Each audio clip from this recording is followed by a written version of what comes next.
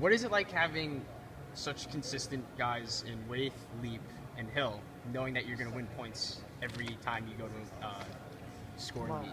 That's a sign of maturity for those athletes because Steve's been with the program for 2 years, and I know early on in his career there maybe were some inconsistencies. I know, as I said last week, I believe Durrell, his first year and a half here was kind of all over the place in a lot of ways, but they've really matured as athletes. They're seniors, they're great leaders for our team. They're both team captains, and they just have confidence, and they have an understanding of what they need to do to help lead this team to where it needs to go. So it's a great feeling knowing that you have a group of individuals like a Robbie, like a Durrell, like a Steve Waith, a Brian Leap, guys that you can just count on week in and week out to get the job done at these competitions. Do you consider that to be transferred over to girls like Kia Seymour and Dynasty Oh yeah, McGee? and on the women's team, Kia Seymour's been in Dynasty have been stalwarts.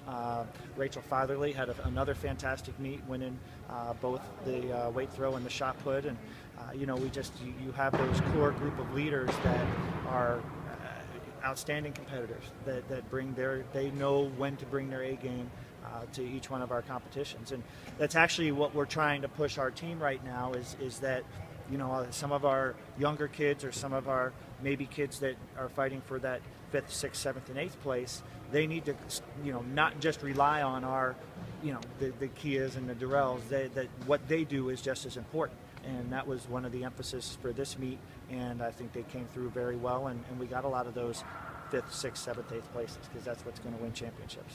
Coach, the team won 10 events today, and I'd say Robbie Cres started off with the mile. The momentum was incredible. The team looks really confident, so tell me what you're seing. Right. Well, it is seeing confidence. It's see this glow in their eyes the last weekend and this weekend that just they know what they want to do, and they're going out and they're taking care of business and getting it done. And so it's really exciting as a coaching staff when you can see your team go out there and execute and have the confidence that they need to be successful. Last time you mentioned Cres was a 357 miler. Mm-hmm. Did you possibly foresee this? I mean, well, the way his training's been going, yes. I mean, I don't like to sit there and say I know he's going to run 357 or he's going to run 356 because then all of a sudden you put that pressure on their shoulders. I always tell our kids to go out and compete, and when you learn to compete, the performances will follow, and we set that race up for him. He split 357 on the DMR last week, which was a big effort, and I just said we'll rest and not run the open mile on Saturday last weekend so he could train this week and just have run this so quote unquote fresh where he didn't have a race the night before, and I knew he's capable of it because he's done it before. It's not easy running that fast where you're out that far in front for the last 600 meters. So it was an impressive run, and actually I believe the fastest actual time run in the NCAA this year. It's not there's some marks that are converted that are faster and such, but it was a good run for him. Into the first away meet coming this weekend. So are you prepared for it, or what are you looking forward to? Or well, I hope we're prepared for it.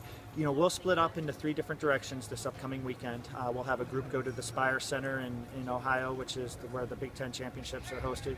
We'll have a group go out to Seattle and run primarily distance races, and then some of our sprinters, jumpers, and throwers will go to Tyson Invitational, which is down at the University of Arkansas, where they're hosting the NCAA Indoor Championships. So 3 great places to go train, and 3 great places to go race next weekend. And it's always a little nerve-wracking when you go on the road for the first time because you're out of your home element, but it's something that we need to do to get prepared for when we travel to the Big Ten meet. So we've got a group of upperclassmen that'll be good leaders as we head on the road and help us accomplish what we want to accomplish next weekend.